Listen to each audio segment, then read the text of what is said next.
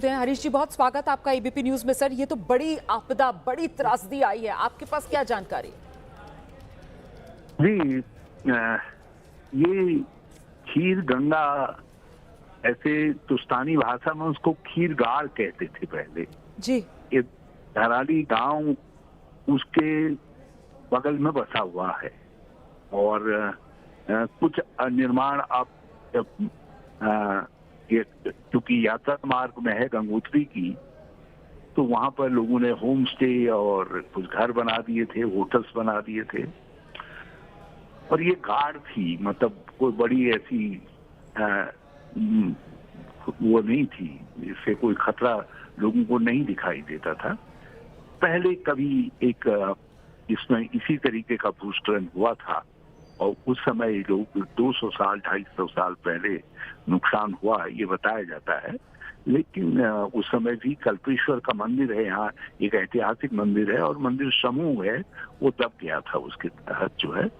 मगर पवार वंशी लोग यहाँ घराड़ी में रहते हैं, उन लोगों ने जो है फिर से अपने गांव को आबाद कर दिया। आज वो सबसे हमारा आधुनिक और बढ़िया यहाँ होम स्टे, सारा जो आधुनिक कंसेप्ट है विकास के, उनका सबका अनुपालन कर रहे थे। बड़े शानदार सेब के बगीचे उन लोगों ने तैयार कर बना करके रखे थे और बेमौसमी सब्जी उगाने का वहाँ प्रचलन था। और वहां से कैसे इसको बाहर भेजा जाए उसके विषय में जब मैं गया था 3 महीने पहले, तो वहाँ स्थानीय लोगों ने मुझसे बातचीत की थी कि इसकी मार्केटिंग कैसे हो सकेगी करके।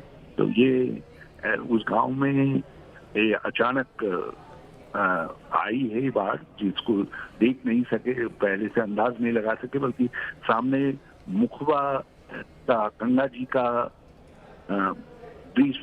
शीतकालीन आवास है वहाँ।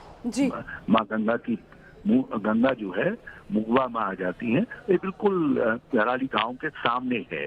वहाँ के लोगों ने सीटी बजा करके लोगों को सावधान किया कि भाई ये बाढ़ आ रही। जब तक लोग भागते तब तक जो है आप बिल्कुल सही कह रहे हैं। मैं वो तस्वीरें दिखा भी रही थी दर्शकों को, कल भी हम इस बड़ी कवरेज पर बने हुए थे और हमने दिखाया कैसे ये इतनी तेजी से आया है मलबे का, तबाही का सैलाब, कि लोगों को जरा भी संभलने का मौका नहीं मिला। हरीश जी, लेकिन मेरा सवाल ये है कि अभी कुछ देर पहले जो नैनीताल के सांसद हैं हरीश भट्ट साहब, उनसे एबीपी न्यूज पर हम बातचीत कर रहे थे, तो उनकी तरफ से कहा गया कि ये बादल फटना ये एक तरीके से प्राकृतिक आपदा है, इसमें और कुछ नहीं किया जा सकता, सिर्फ बचाव ही किया जा सकता है, प्राकृतिक मार को रोकने के हमारे पास साधन नहीं है। आप सहमत हैं इस बात से? बिल्कुल सहमत नहीं हूँ। क्लाइमेट चेंज जो है बादल फटने की घटनाओं और इस तरीके के प्राकृतिक प्रकोपों का कारण है। तो क्लाइमेट चेंज के विरुद्ध तो सारी दुनिया लड़ाई लड़ रही है, तो एक सारी दुनिया का सवाल है। भारत के सामने भी एक बड़े सवाल के रूप में है, विकासशील देशों के सामने ये बड़ा सवाल है। हमारी और अमेरिका, दूसरे ये जो विकसित देश हैं, उनसे इस मामले में झगड़ा है कि भाई तुम विकास हमारा हुआ और तुम उसकी प्रकृति उससे नाराज हुई है और उसकी कीमत हमको अदा करनी पड़ रही है। तो उत्तराखंड को भी उसकी कीमत अदा करनी पड़ रही है। तो अजय जी कह रहे हैं कि विकास होगा तो थोड़ी बहुत परेशानी तो होगी, ये अजय भट्ट जी कह रहे हैं। वो कह रहे हैं या तो फिर मतलब तो क्या किया जाए, संतुलन की कमी आपको लगती है? जी देखिए, भट्ट जी का कथन मैं कहूँगा बड़ा दुखद है। अच्छा, विकास मानव कल्याण के लिए होता है। उसके साथ जो संभावनाएं इस तरीके की दुर्घटनाओं की हैं, उन दुर्घटनाओं को मिनिमाइज किया जाना चाहिए, उनको वो न हो उसके लिए उपाय किए जाने चाहिए। हम जब केदारनाथ का त्रासदी आई थी, तो हमने 433 ऐसे गांव चिन्हित किए हैं उत्तराखंड के अंदर, हमारी सरकार ने चिन्हित किए थे, तो इस तरीके के खतरे में है, घराड़ी जैसी खतरे में है।